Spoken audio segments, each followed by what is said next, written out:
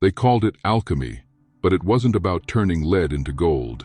It was about turning heaviness into light. The true alchemists worked not in dusty labs, but within themselves. They saw energy not as a force to control, but as a language to listen to. Every thought, every feeling, every breath was part of an invisible current, and if you learned to work with it, you could shift your reality from the inside out. Energy wasn't some new age buzzword. It was the foundation of everything. What we now call vibe or aura was once known as the subtle body, the interface between the physical and the spiritual. When that field gets dense, chaotic, or clogged, your whole life reflects it. But when it's clear, aligned, and flowing, the external begins to shift effortlessly. The ancient mystics understood this. They didn't manage stress, they transmuted it. They didn't protect their energy, they mastered it. Most people think energy is abstract, something invisible, mystical, maybe even imaginary. But the ancients knew better. They observed how emotions altered breath, how breath shifted posture, how posture affected thought. Everything was connected, and energy was the thread. To them, cleansing your field wasn't optional, it was essential.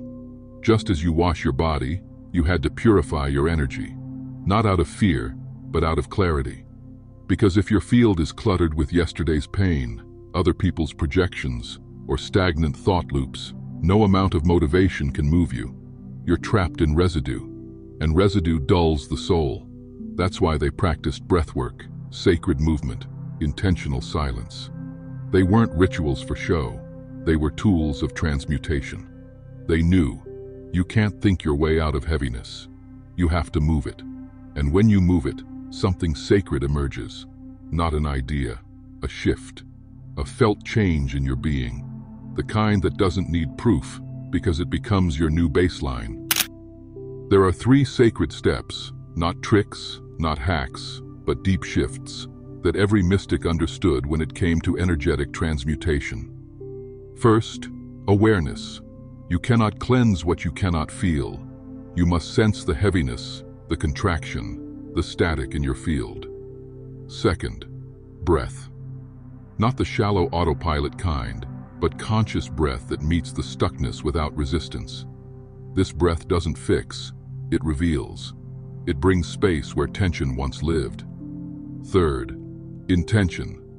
Not wishful thinking, but clear, embodied direction. A choice to release, to open, to invite light where shadow hid. These 3 are not a sequence, but a spiral. You return to them again and again, each time deeper. They don't remove pain, they alchemize it. Through presence, breath, and intention, you begin to remember. Your energy is not random, it is readable, and if it can be read, it can be rewritten.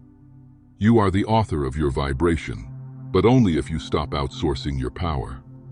If this stirred something inside you, don't just scroll, subscribe and ring the bell. Your energy is shifting already.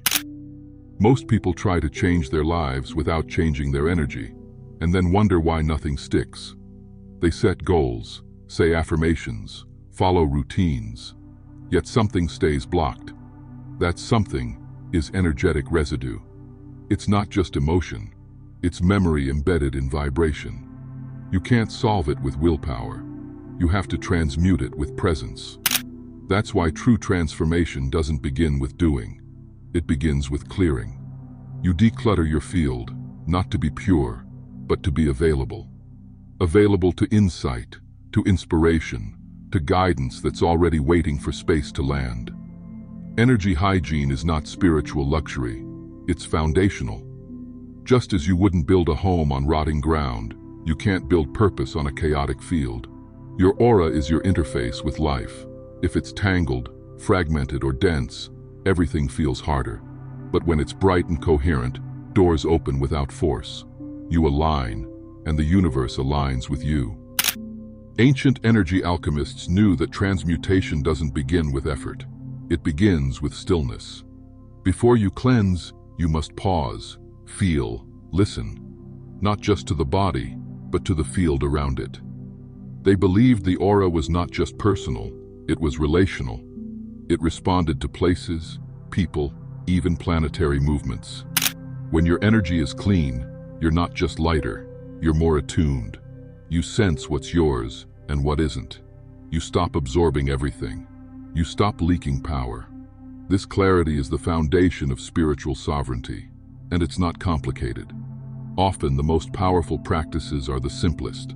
Placing a hand on your heart, breathing deeply, feeling the edges of your field. You don't need tools, you need attention, because your aura is always communicating. The question is, are you listening? The modern world rushes past this.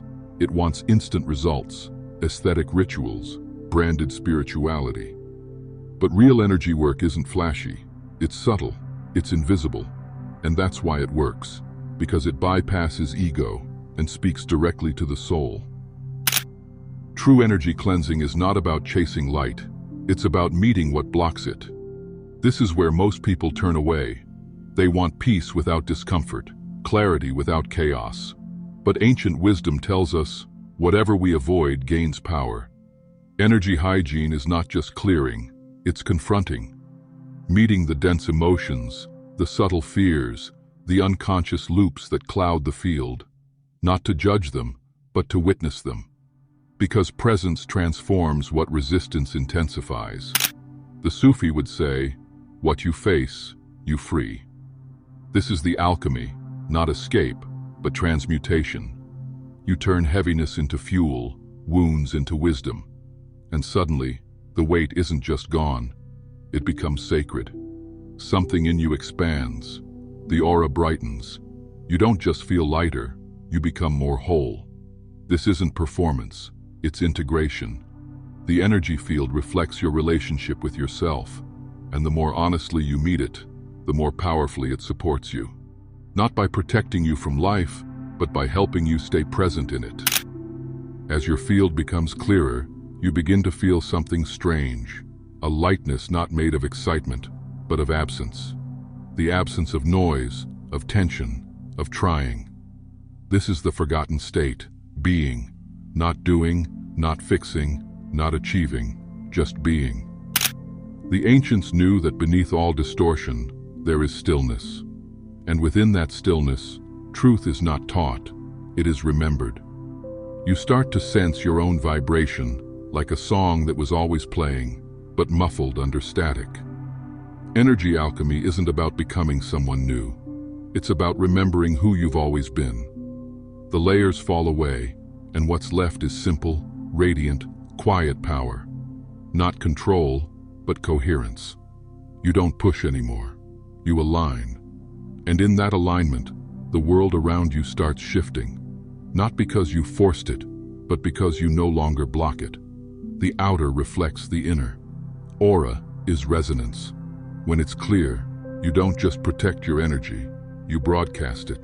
You walk through life as a tuning fork, not a sponge. The real gift of energy alchemy is not cleansing, it's remembering. Remembering that you were never broken, only buried. That your essence is not something to fix, but something to uncover. This path is not linear. You'll loop, you'll forget, you'll fall back into noise. But each time you return with more awareness, more gentleness, more presence. And slowly, the practice becomes the path. Energy work stops being something you do and becomes something you are. Your aura no longer needs constant fixing. It becomes self-cleaning through consciousness. The clearer your energy, the less you need to explain yourself. People feel you before they understand you. You start to attract not just attention, but alignment.